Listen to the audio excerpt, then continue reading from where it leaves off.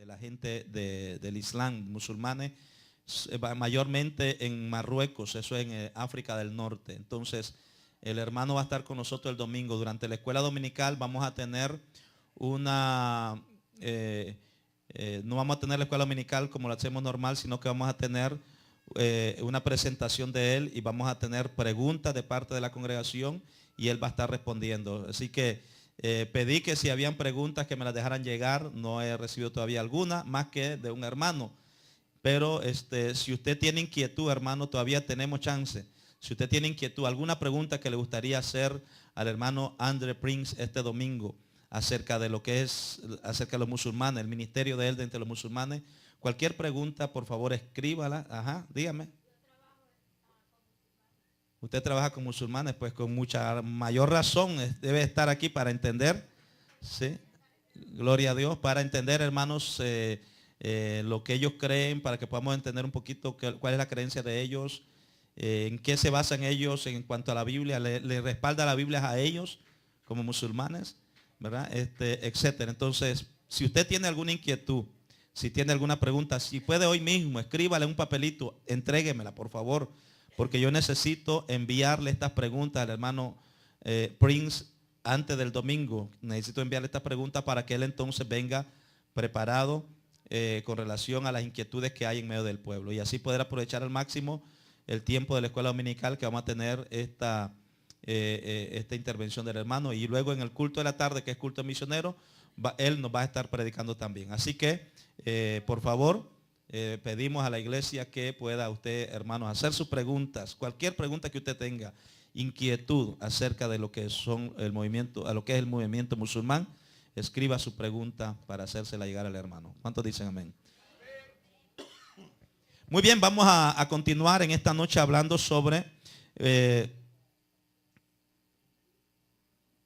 vamos a continuar hablando sobre la iglesia como triunfante. La iglesia triunfante, eso es lo que estamos hablando. Hoy vamos a entrar a una lección. Hemos estado hablando sobre el apóstol Pedro. Todo el estudio y la enseñanza básicamente se desarrolla, aunque no hemos estado leyendo específicamente del libro de los Hechos, más que tocando algunos pasajes, pero la iglesia triunfante se formó después del derramamiento del Espíritu Santo. Allí vemos una iglesia poderosa, una iglesia triunfante, una iglesia llena del Espíritu Santo. Ahí vemos cómo Dios obra y se manifiesta de una manera poderosa a través del Espíritu. Y allí en el libro de los Hechos encontramos entonces qué quiere decir o qué es una iglesia verdaderamente triunfante. Ahora, hemos estado viendo algunos casos específicos, como es el caso del apóstol Pedro, porque usted sabrá que en el libro de los Hechos hay humanamente, en cuanto a lo humano, hay dos personajes que sobresalen en el libro de los Hechos. ¿Quiénes son esos dos personajes? Pedro, el apóstol Pedro, y el apóstol Pablo. Son dos personajes que sobresalen en el libro de los Hechos. Se habla de otros, pero ellos dos sobresalen más que los demás. Y hay otro personaje que sobresale en el libro de los Hechos. ¿Quién es? El Espíritu Santo. Amén. Porque recuerde que el Espíritu Santo es una persona. Entonces, el Espíritu Santo es el que hace toda la obra en la iglesia. Pero estuvimos viendo entonces que para poder llegar a ser una iglesia triunfante, en el caso de Pedro, Pedro fue llamado, Pedro fue transformado, Pedro fue, cuando el Señor lo llama, lo encuentra en un trabajo secular a Pedro, trabajando allí juntamente con sus hermanos, juntamente con su padre. Y Pedro es llamado de ese tipo de vida, es cambiado inclusive su nombre. Y vemos al apóstol Pedro, vimos los defectos del apóstol Pedro, pero también vemos a un apóstol Pedro victorioso, un apóstol Pedro que después que recibe bautismo en el Espíritu Santo, predica 2 sermones sumamente poderosos y miles de personas vienen a los pies de Cristo a causa de esa unción y de ese mensaje poderoso que el apóstol Pedro predica. Vemos al apóstol Pedro haciendo milagros, inclusive hay una unción poderosa en el apóstol Pedro que la Biblia nos menciona, que aún la sombra misma de Pedro, cuando él pasaba, la gente era tanta que el apóstol Pedro no podía ir por cada uno de ellos. Cuando él caminaba, la sombra del mismo apóstol Pedro al pasar sobre los individuos, sobre las personas enfermas, ellos recibían sanidad. Ese es el ministerio de Pedro. Y al final el apóstol Pedro muere crucificado. muere crucificado. Y Pedro, conforme a la historia de la iglesia cristiana, fue crucificado con la cabeza hacia abajo.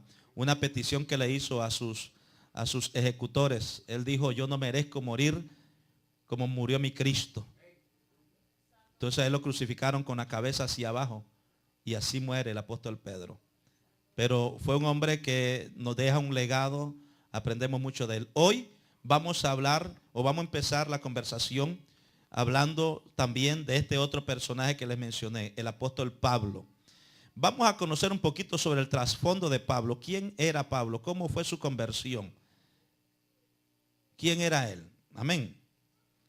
El trasfondo del apóstol Pablo es un trasfondo interesante. A través de las distintas cartas del Nuevo Testamento podemos encontrar quién era él, cuál era su trasfondo.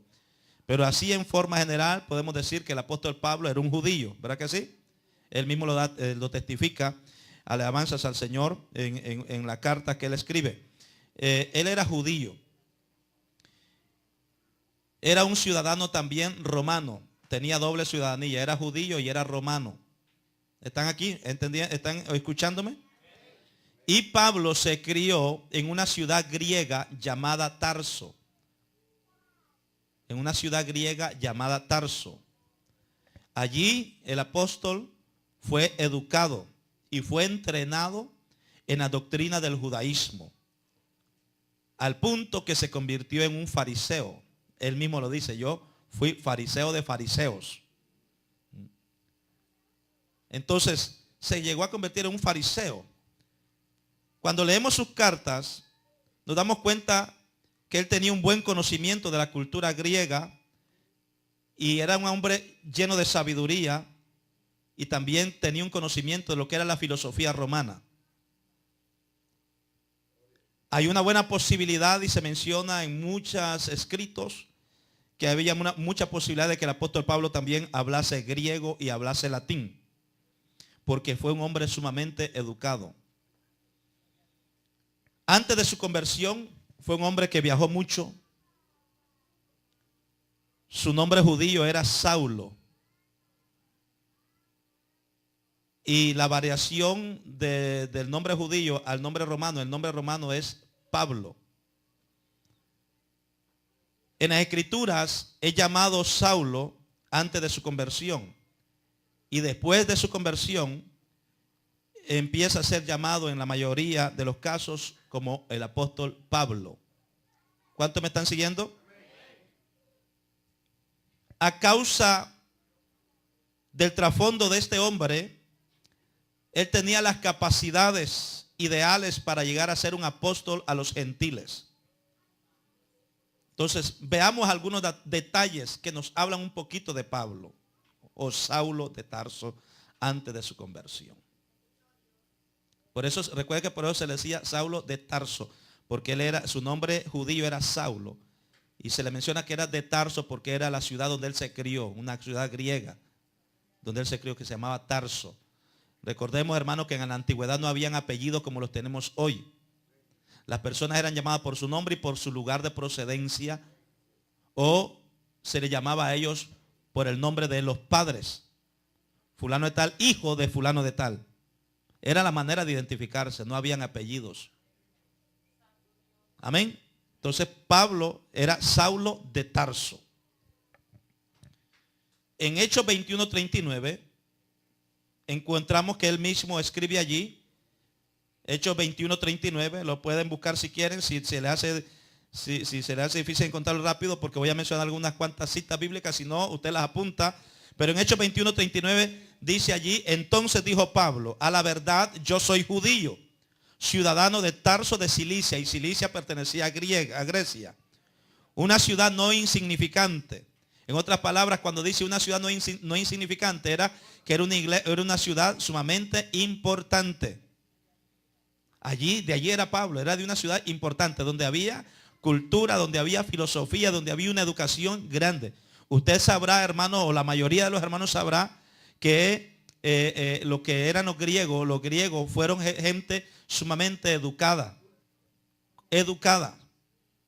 Tenía un conocimiento vasto en filosofía. Los mejores filósofos, los grandes hombres científicos, matemáticos, lo que queramos llamarle, muchos de ellos eran griegos. Aristóteles, Platón, y por ahí podemos mencionar un sinnúmero de hombres que eran griegos y que fueron hombres sumamente sabios. Entonces, Saulo era de allí, de Tarso de Cilicia, y esa era una ciudad, dice, no era tan insignificante. En otra palabra, una ciudad importante. Por eso es que él tenía una vasta educación. Dice que él fue criado, fue educado a los pies de Gamaliel. ¿Quién era Gamaliel? Fue un maestro de maestros. Por eso es que Pablo tenía una vasta educación. Ahora, ¿por qué es importante que nosotros entendamos esto del apóstol Saulo, del apóstol Pablo o Saulo, conocido anteriormente? Claro, Dios lo que nos enseña a nosotros, por ejemplo, en el caso de Pedro, vemos que Pedro era totalmente lo opuesto a Pablo. Es más, cuando ellos reciben el bautismo del Espíritu Santo, allá en el aposento alto, la gente está asombrada porque ellos están hablando en distintos lenguajes, en distintos idiomas. Y la gente decían, ¿quiénes son estos? ¿De dónde aprendieron estos a hablar nuestro lenguaje si estas gente son del vulgo? En otras palabras, eran gente ignorante. Amén. Eran gente ignorante, gente que nunca habían sido preparados.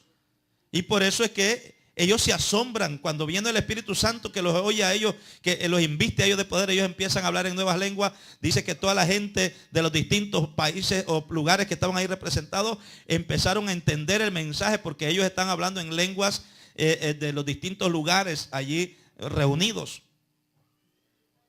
Sin embargo, ellos eran gente del vulgo, como le decían.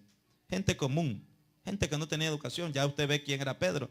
Violento, un hombre pescador. Lo de él era andar nadando metido en el agua hediondo a pescado. Ese era Pedro. Entonces, ¿qué es lo que nos enseña sin embargo de Saulo? ¿Saulo quién era? Era todo lo contrario. Viene de una ciudad sumamente importante, un hombre sumamente educado, un hombre bien instruido, un hombre bien capacitado, un hombre sumamente religioso. Ahora, ¿qué nos enseña esto a nosotros en cuanto al llamado de ambos? ¿Qué nosotros podemos aprender en cuanto al llamado de estas dos personas, por ejemplo? ¿Quién me lo puede decir de forma rápida? Capte usted. Dios llama a uno del vulgo y llama a otro de la alta aristocracia, por decirlo así. ¿Qué nos enseña eso? Que Dios cuando llama no hace acepción de personas. Él llama tanto a la persona más humilde como puede llamar al hombre más preparado en el mundo. Porque Dios no hace acepción de personas. Entonces lo hizo con Pedro y llama entonces a Saulo. Por eso es que Saulo dice en el 21:39, a la verdad yo soy judío, ciudadano de Tarso de Cilicia, una ciudad no insignificante, y te ruego, permíteme hablar al pueblo. Era un hombre preparado. Ahora, era un ciudadano romano. Le dije que tenía doble ciudadanía. Era judío y era también ciudadano romano. Eso lo encontramos en Hechos 20:28. Hechos 20:28. El tribuno respondió, yo logré esta ciudadanía con una gran suma. Entonces Pablo dijo, pero yo la tengo por nacimiento. Uno pagó por la ciudadanía, otro dijo, yo la tengo por nacimiento. Es como en los días de nosotros, hoy acá en los días de nosotros, por ejemplo, aquí en Estados Unidos.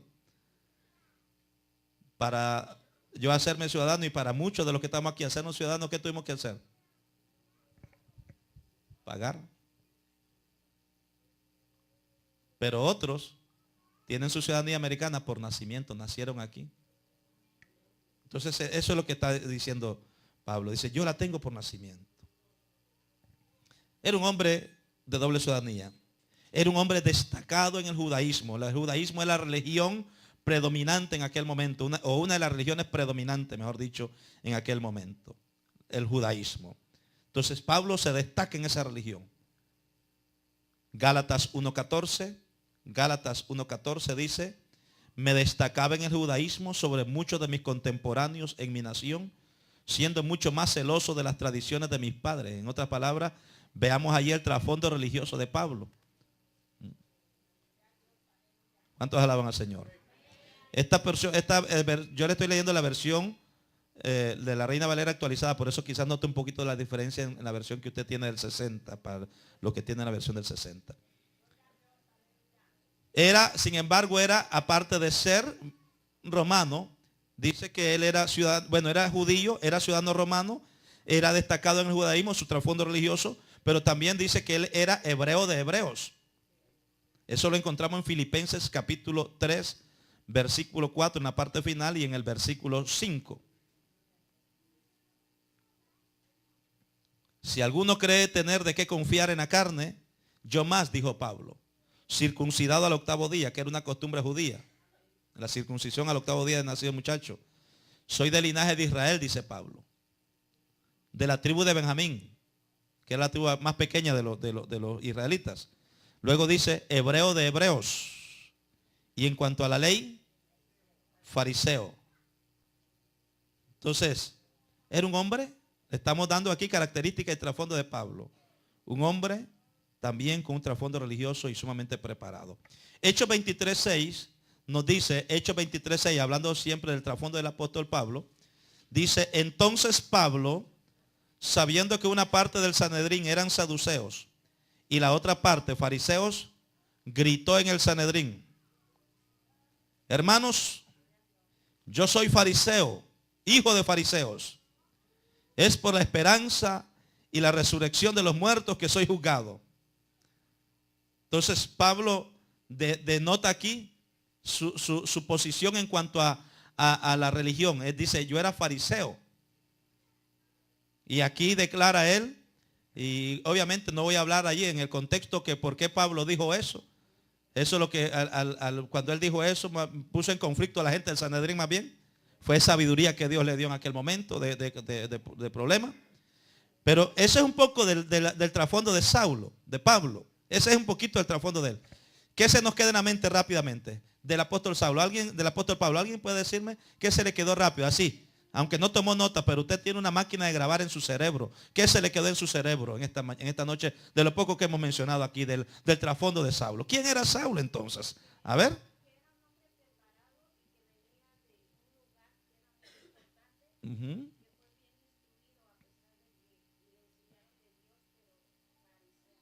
Ok. Muy bien, gracias. ¿Alguien más? Por este lado aquí. No todos a la vez porque solo voy a escoger a uno. A ver, hermano chico.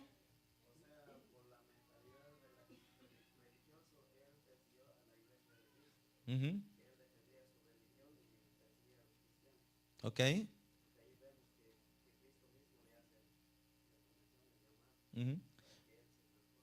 Muy bien. Entonces, ¿qué es lo que estamos diciendo? Saulo era un hombre religioso. Su trasfondo. Estamos hablando un poquito del trasfondo. Dígame algo más, hermano, rápido. Sí, la capacidad de Pablo y que era políglota. No le facilitó al Señor poder explique lo que era políglota. ¿Qué era políglota? Demasiado. Hablaba muchas lenguas y esto le sirvió porque dijo, instrumento me es de provecho, dijo el Señor Sí, amén. Dígame, hermano.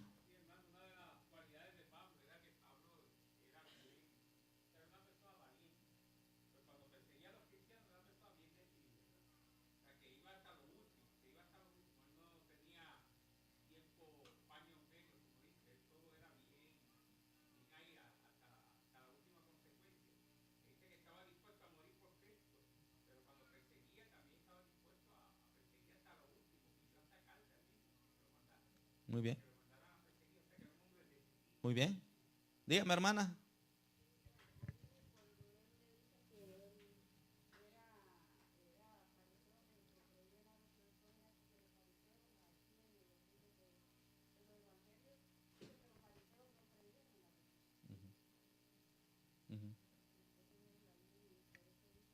Los fariseos sí creían, los que no creían eran los saduceos. Ok. El hermano César.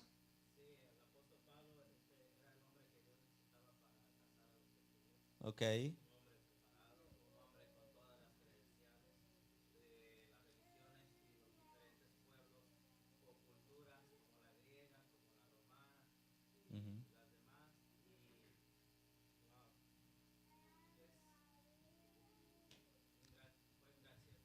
Esto es lo que nos enseña entonces qué lindos son los planes de Dios. O sea, que Dios escoge a cada individuo, lo mencionamos el martes pasado, para alcanzar los distintos grupos.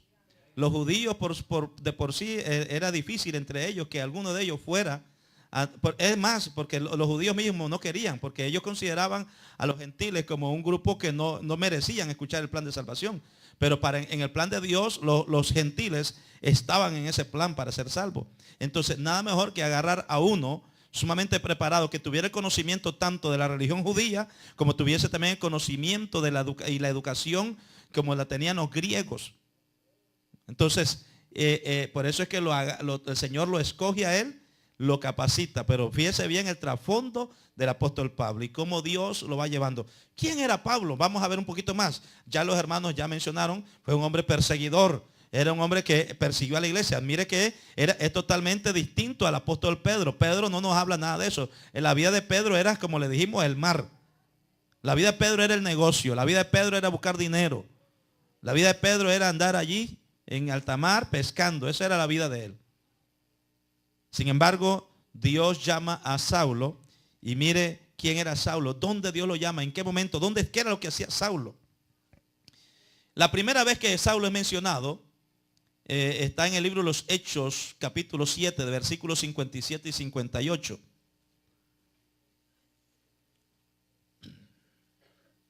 Dice que entonces gritaron a gran voz. Se taparon los oídos. Este es cuando tomaron a Esteban para apedrearlo y matarlo. Ya está aquí la persecución en contra de la iglesia. Entonces Saulo era uno de esos perseguidores de la iglesia cristiana. Dice que entonces gritaron a gran voz. Se taparon los oídos y a una se precipitaron sobre él. ¿Quién es él? Esteban. Le echaron fuera de la ciudad y le apedrearon. Los testigos dejaron sus vestidos a los pies de un joven que se llamaba ¿cómo? Saulo. Ya ahí vemos entonces que Saulo era de los grupos que andaban persiguiendo y que buscaba cartas de aprobación para que mataran a los cristianos. Ese hombre era malo. Tenía una influencia tremenda, era malo. Amén. Entonces, el Señor lo toma de allí. Gloria al Señor. Allí podemos entonces por primera vez es mencionado. Era un perseguidor de cristianos. Pablo mismo, en sus propias palabras de ese tiempo, como él habló cómo había perseguido a los cristianos, buscándolos hasta la muerte, encarcelando a hombres y a mujeres. Es decir, él no reparaba. Era un hombre determinado, como mencionaba el hermano Efraín. Era un hombre con una determinación, porque él pensaba que lo que él creía, eso era la verdad y que nada más podía haber sobre esa verdad. Y el que se oponía, lo mataba. Es igualito como vemos hoy, por ejemplo, la enseñanza tristemente, de los musulmanes extremistas. Ellos dicen, esta es la verdad y el que no esté de acuerdo con nosotros, muerto. Entonces, ese era más o menos, era la vida de Pablo. Hechos capítulo 22, versículos 4 y 5, él está testificando allí, dando su testimonio. Hechos 22, versículos 4 y 5, dice Pablo, yo perseguí este camino, dice. Y note la palabra camino con C mayúscula porque está haciendo referencia a Jesús. Recuerde que Jesús dijo, yo soy el camino, la verdad y la vida. Entonces, todos aquellos que seguían a Cristo, antes le llamaban los del camino. Le llamaban los del camino, no le llamaban cristianos. A ellos se les empezó a llamar cristianos por primera vez en el capítulo 11 del libro de los Hechos. Pero antes se le llamaba los del camino. Entonces Pablo dice, yo perseguí este camino hasta la muerte, dice. Tomando presos y entregando a las cárceles a hombres y también a mujeres. Como aún el sumo sacerdote me es testigo, y todos los ancianos de quienes también recibí cartas para los hermanos. Y fui a Damasco para traer presos a Jerusalén a los que estaban allí para que fuesen castigados. Esa era la vida de Saulo. Era un hombre cruel. ¿Está siguiendo allí? Entonces vemos su persecución. Era un hombre que se opuso al nombre de Jesús. Se oponía, totalmente se oponía al nombre de Jesús. Dice Hechos 26, versículos 9 y 10. Si usted tiene la Biblia y me va siguiendo allí en esos pasajes bíblicos. Hechos 26, versículos 9 y 10 dice, pues yo a la verdad había pensado que debía hacer muchas cosas contra el nombre de Jesús de Nazaret. Mire lo que dice Pablo. Yo a la verdad había pensado que había de hacer muchas cosas contra el nombre de Jesús de Nazaret, y esto hice en Jerusalén. Habiendo recibido autorización de los principales sacerdotes, yo encerré en cárceles a muchos de los santos, y cuando les mataban, yo di mi voto contra ellos. Amén. Es decir, con autoridad del sumo sacerdote, Pablo encerró en cárceles a muchos de los santos de Jerusalén y él se sentía obligado a ir de ciudad en ciudad para asegurarse que los cristianos fueran detenidos. Incluso el mismo Pablo los torturó para hacer que ellos blasfemaran a Jesús. Los siguió a ciudades distantes. Pablo tenía una obsesión por perseguir a todos los cristianos. Era un hombre obsesionado en querer eliminar a la iglesia cristiana. Es el famoso Pablo que nosotros conocemos. Eso era él antes de conocer a Cristo. Amén. Usted vio el video que pusimos hace unos días atrás. Esta gente cómo agarran a los cristianos en algunos países africanos y los queman vivos y cómo ellos se gozan pateándolos, dándoles con palos y quemándolos ahí mismo vivos, les pegan fuego y cómo ellos se gozan al verlos a ellos que se están quemando.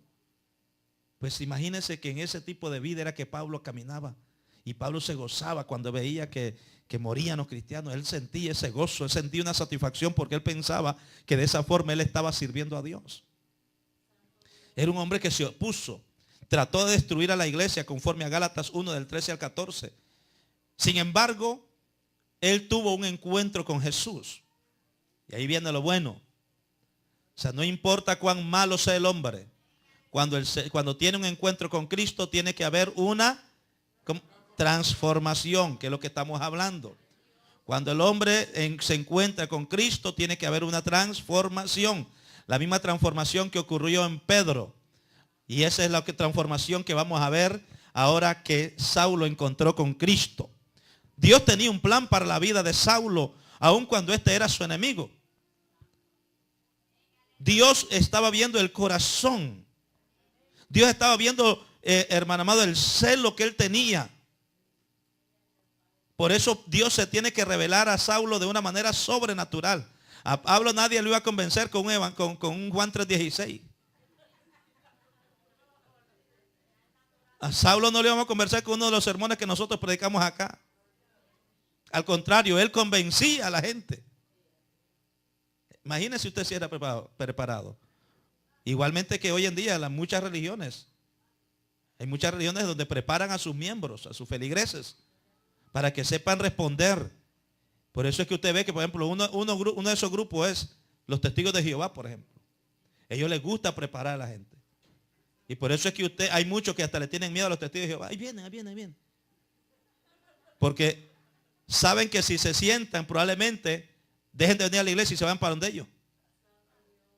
Porque hay muchos cristianos que no tienen preparación y no les gusta leer la escritura, no les gusta aprender. Si una cosa nosotros debemos preocuparnos, hermano, es por aprender. Y aprender no solamente de la Biblia, aprender más que eso. Aprender de la historia de la iglesia cristiana.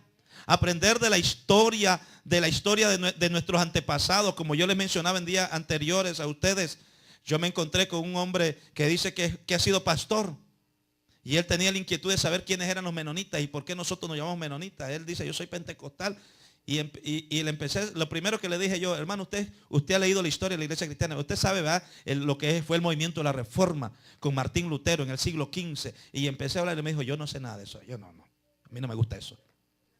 Entonces es difícil. ¿Cómo entonces una persona no le gusta leer? Entender. Nosotros tenemos que entender, conocer nuestra historia. Conocer nuestras raíces. ¿De dónde proviene? ¿Cómo es que la iglesia se pudo sobresalir? Porque la iglesia no es que se ha mantenido todo el tiempo, desde el libro de los Hechos hasta el día de hoy, no se mantuvo.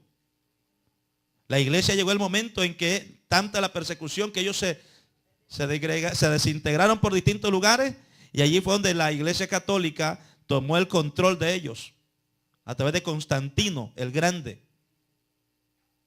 Y Constantino el Grande fue el que se encargó con una supuesta revelación que él tuvo cuando él andaba peleando en las famosas cruzadas que habían en siglos pasados.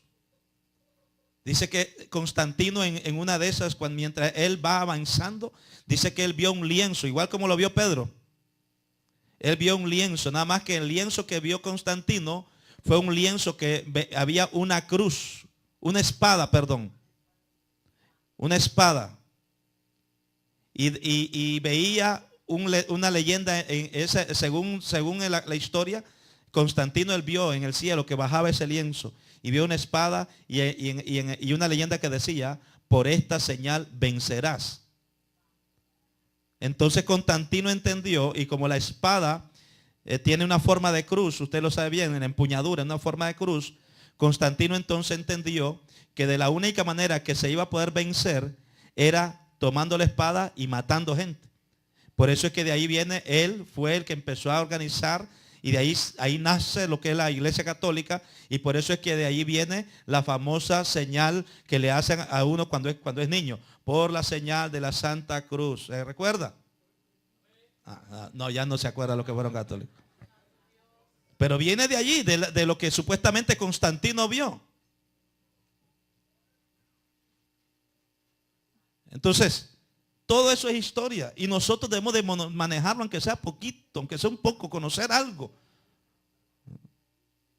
O sea, lo que le estoy diciendo es que entonces que la iglesia cristiana no fue que se mantuvo.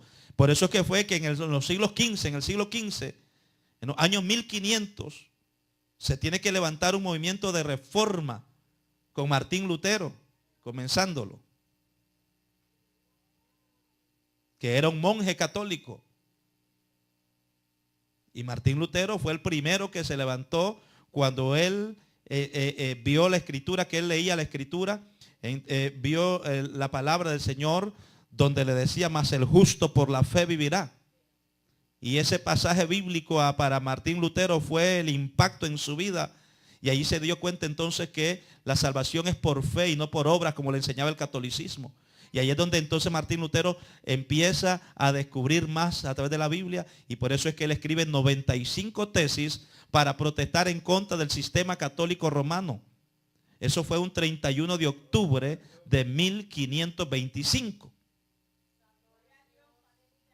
Entonces eso es parte de la historia. Entonces allí Martín Lutero protesta, y a partir de ahí empieza el renacimiento una vez más de la iglesia cristiana. Martín Lutero promovió una reforma, pero no fue completa. Allí con Martín Lutero fue cuando inicia o se levanta el llamado que conocemos nosotros, que usted ha escuchado, el movimiento, el llamado movimiento protestante. Los protestantes le pusieron protestantes porque Martín Lutero protestó contra la iglesia católica. De ahí le ponen protestante. Pero entre los protestantes se levanta más adelante otros reformadores que no estaban de acuerdo con la enseñanza de Martín Lutero. Ellos dijeron, Martín Lutero hizo algo bueno, y fue que se levantó en contra del sistema católico, pero no hizo una reforma completa Martín Lutero, porque Martín Lutero siguió arrastrando prácticas católicas, bautismo de niños y otras prácticas. Entonces ahí nace lo que le llaman el movimiento anabautista, o el movimiento reformado anabautista. Entonces, este movimiento reformado anabautista, ahí es donde nace la iglesia menonita. En los años 1530 y algo, no me viene bien el dato. Con Menno Simons. ¿Quién fue Menno Simons? Un sacerdote católico holandés, era de Holanda. Menno Simons era un sacerdote católico de Holanda, y él enseñaba, él tenía su monasterio, su capilla, donde él daba sus misas. Pero Menno Simons también, así como Martín Lutero se encontró con la palabra, Menno Simons se encontró con la palabra 1 Corintios 3:11, que dice, porque nadie puede poner otro fundamento que el que ya está puesto, el cual es Jesucristo. Cuando Menno Simons leyó ese pasaje bíblico, sus ojos se abrieron espirituales, sus ojos espirituales abrieron. Y Menno Simons se dio cuenta entonces que él pues estaba en un error, y entonces Menno empezó a predicar a Jesús de Nazaret, a predicar el evangelio y a predicar a la persona, y la gente se empezó a aceptar a Cristo como su Salvador. Menno Simons empezó a llamar a la gente al arrepentimiento, y la gente empezaron a ir tras el mensaje que Menno Simons predicaba. Y como su nombre era Menno, le empezaron a llamar entonces, a partir de aquel momento, le empezaron a llamar los menistas. Y luego de menistas le llamaron los menonitas, por el nombre de Menno Simons. Algunos hasta hoy se lo están aprendiendo esto. No sabían mucho, ¿verdad? No, yo lo sé. Eso es un poquito de la historia para que cuando le pregunte, ¿y qué es menonita? Yo no sé, pentecostal yo creo. Ya conozco un poquito la historia. Solamente lo estoy dando, ¿por qué? Porque es lo que estamos viendo aquí, lo que sucedió con Saulo. Por eso es que ¿por qué le estoy dando todo esto? Porque lo que quiero es despertar una inquietud en cada uno de nosotros, de los que estamos aquí, para que nos preocupemos por aprender y prepararnos mejor. Cuando Dios llama a Saulo, lo llama porque Saulo era un hombre preparado también, para que pudiera ejercer un buen ministerio entre los gentiles. Gloria al Señor. Bien, volvamos a la historia de Saulo. ¿Cómo se llamaba el hombre por el cual nosotros agarramos el apodo de menonita? ¿Cómo se llamaba? Menos Simons, correcto. ¿Quién era él? Un sacerdote católico. Entonces algunos piensan que nosotros somos católicos todavía y que nosotros somos seguidores de menos. Nosotros no somos seguidores de menos. Nosotros somos seguidores de Cristo. Seguimos a Jesús. Menos Simón fue un seguidor de Cristo. Ahora, vea lo que dice la Escritura. ¿Cuándo Saulo tuvo el encuentro con el Señor? Cuando se encaminaba a Damasco para capturar a más cristianos. Dice que cuando él va camino, una luz resplandeció alrededor de él y ahí vino la revelación sobrenatural de Dios. Hechos capítulo 9, del 3 al 9. Mientras iba de viaje, ¿me están siguiendo, hermanos? Mientras iba de viaje, llegando cerca de Damasco, aconteció de repente que le rodeó un resplandor de luz desde el cielo. Él cayó en tierra y oyó una voz que le decía: Saulo, Saulo, ¿por qué me persigues? Y él dijo: ¿quién eres, Señor? Y él respondió: yo soy Jesús, a quien tú persigues. Pero levántate, entra en la ciudad y se te dirá lo que te es preciso hacer. Los hombres que iban con Saulo habían quedado de pie enmudecidos. A la verdad, oían la voz, pero no veían a nadie. Era una manifestación sobrenatural lo que hay en aquel momento.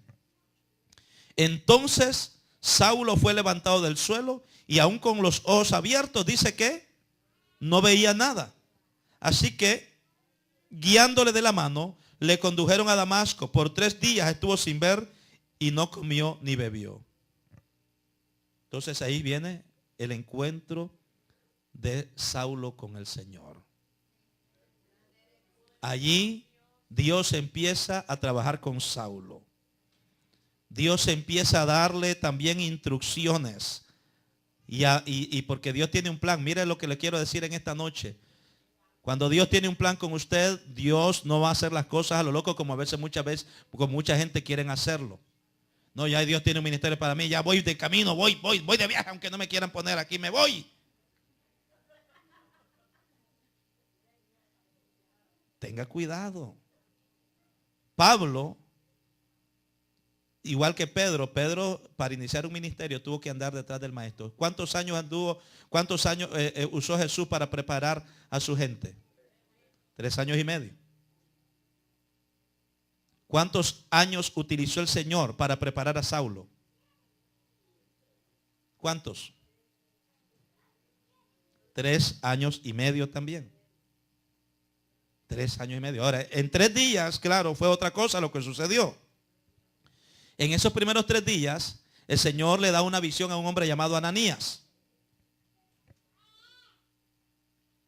Este hombre, Dios sabía que Ananías era la persona que Dios sabía que Ananías iba a obedecerle, porque Ananías era un hombre entregado a Dios.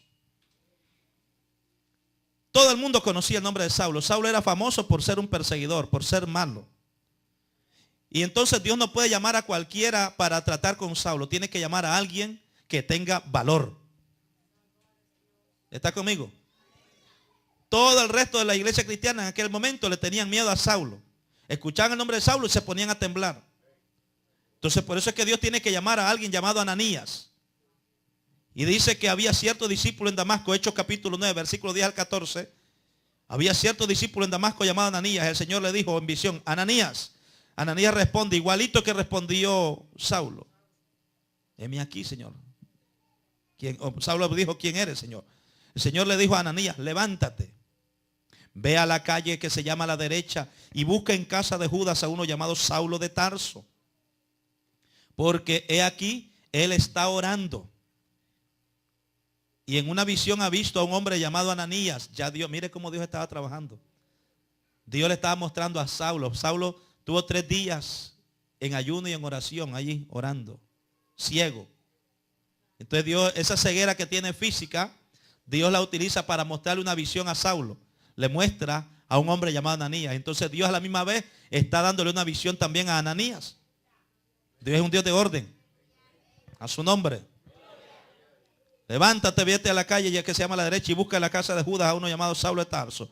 Porque he aquí él está orando y en una visión ha visto a un hombre llamado Ananías que entra y le pone las manos encima para que recobre la vista. Entonces Ananías respondió, Señor, he oído a muchos hablar acerca de este hombre y de cuántos males ha hecho a tu santo en Jerusalén. Aún aquí tiene autoridad de parte de los principales sacerdotes para tomar presos a todos los que invocan tu nombre. Ananías sabía quién era Saulo. Sin embargo, el Señor le dice a Ananías en el versículo 15 y 16, ve porque este hombre me es un instrumento escogido para llevar mi nombre a ¿quiénes?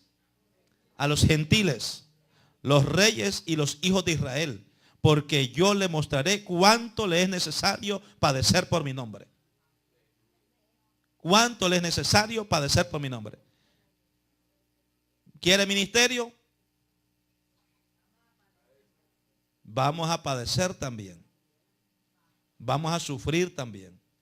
El Señor nos va a exigir también a nosotros.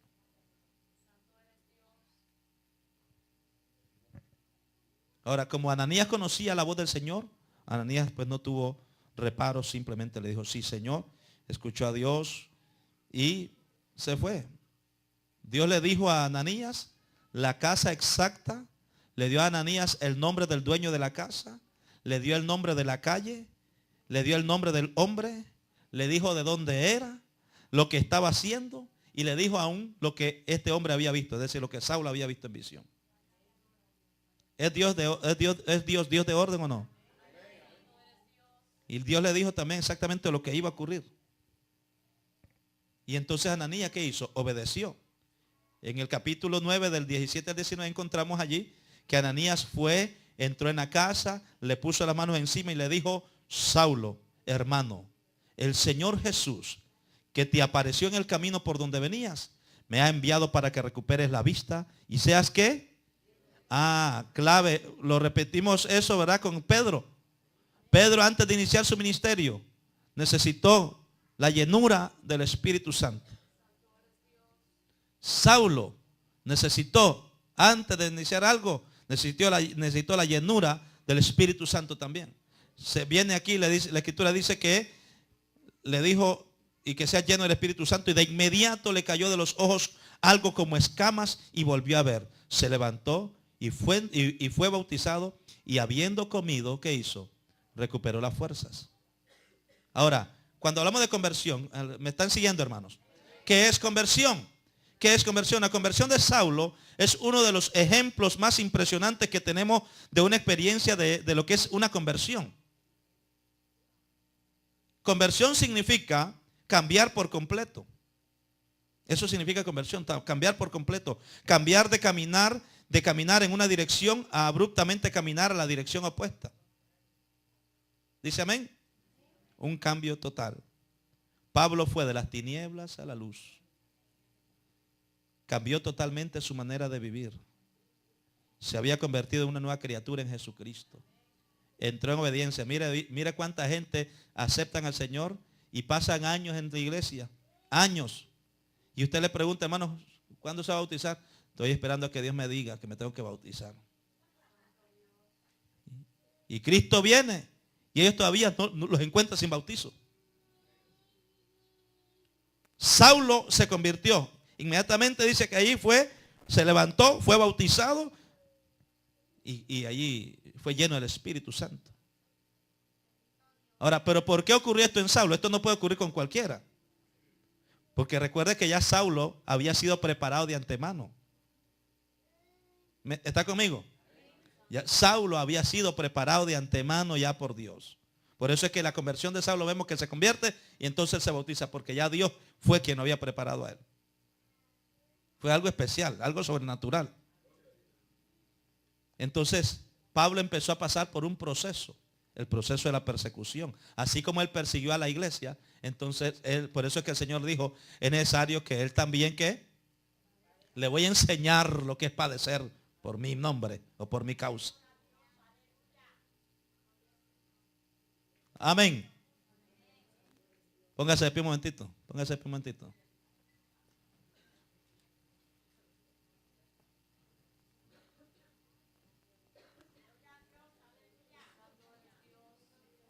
Ok. Siéntese ahora. No es que vi que algunas ventanas como que se están cerrando.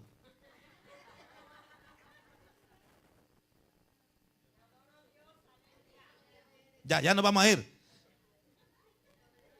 Ahora, lo voy a llevar a esto rápidamente. Porque algunos quizás no me están captando. Algunos su mente está en la cama. Yo lo que quiero es que usted aprenda, hombre. Amén. ¿Cuánto tiempo Dios utilizó para preparar a Saulo? 3 años, le dije. Entre la conversión de Pablo en Damasco y su primer viaje a Jerusalén, durante este tiempo Pablo recibió la revelación y el mensaje que iba a predicar. Por eso es que Dios lo pasa a él por un proceso. Si no, usted véalo en Gálatas capítulo 1. Ahí vamos a encontrar algunos versículos que nos hablan al respecto. Versículo 11, versículo 12, versículo 15 y versículo del 15 al 19. Ahí se lo voy a leer rápido. Si lo quiere anotar, lo anota. O si ya lo encontró, me sigue con la vista. Gálatas 1, versículo 11 y 12. Pero yo os hago saber, hermanos, que el evangelio que fue anunciado por mí no es según hombre. Porque yo no lo recibí, ni me fue enseñado de parte de ningún hombre, sino por revelación de Jesucristo. Por eso le dije que, ¿por qué Saulo se bautizó rápidamente? Porque ya Dios lo había capacitado a él directamente. Lo preparó de antemano.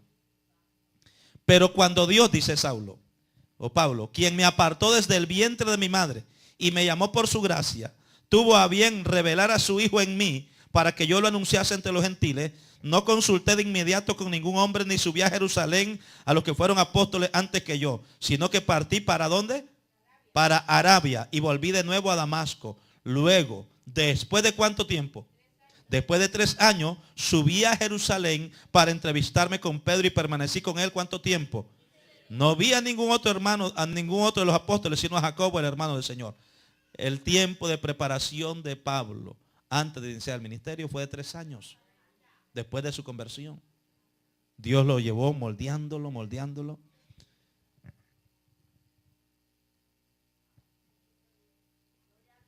A veces Dios nos va a dirigir a nosotros en tiempos de silencio. Pero dice, me fui a Arabia, dice, se fue lejos. Y nosotros debemos de ser fieles también a Dios, hermanos, en esos tiempos de silencio y aprender a escuchar su voz. Ahora, eso no quiere decir que usted se va a ir ahora por eso. Siento un llamado ahora de Dios. Voy a ir 3 años para, qué sé yo, para un sitio. 3 años allá solo. Déjeme irme para la playa, una playa, a meditar en el Señor. Meditar.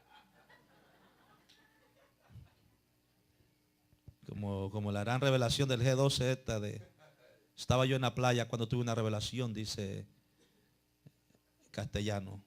Estaba en la playa cuando Dios me reveló la revelación esta del G12. Así que tenga cuidado. Dios trabaja directamente. Y antes de que usted tome una determinación, hable con el pastor. Porque hay hermanos que de pronto pueden ser engañados por su propia carne o por su propia mente. No por el diablo, por usted mismo. Por eso es que el Señor, Pablo le dijo a Timoteo, cuídate de ti mismo y del ministerio. Porque hay hermanos que de pronto, no, yo estoy listo, I'm ready. Ya, dame el micrófono, ya, yo estoy listo. Y cuando se para no sabe ni qué va a hacer. Tiene que pasar por un proceso. Salmo 32:8. Dice, te haré entender y te enseñaré el camino en que debes andar. Sobre ti fijaré mis ojos. ¿Qué es lo que Dios quiere? Y con esto concluyo en esta noche, esta parte del apóstol Pablo. ¿Qué es lo que Dios quiere? Dios quiere obrar en nuestra vida para que estemos preparados mejor, para que entonces obre a través de nuestra vida y nosotros podamos ser elementos de bendición a otros. Pero Dios quiere obrar en nosotros. Pero para ello nosotros tenemos que estar dispuestos a entender lo que Dios está haciendo. Si no, olvídese, hermano, no va a ir para ningún lado. Amén. Así que ya aquí lo dejo, porque este fue el tiempo, le estoy hablando del tiempo de preparación de Pablo antes de iniciar su ministerio. Porque el ministerio de Pablo inició cuando él llevó a cabo su primer viaje misionero, que lo vamos a estar viendo el próximo martes si Cristo no ha venido de aquí a allá. Amén. Gloria al Señor. Así que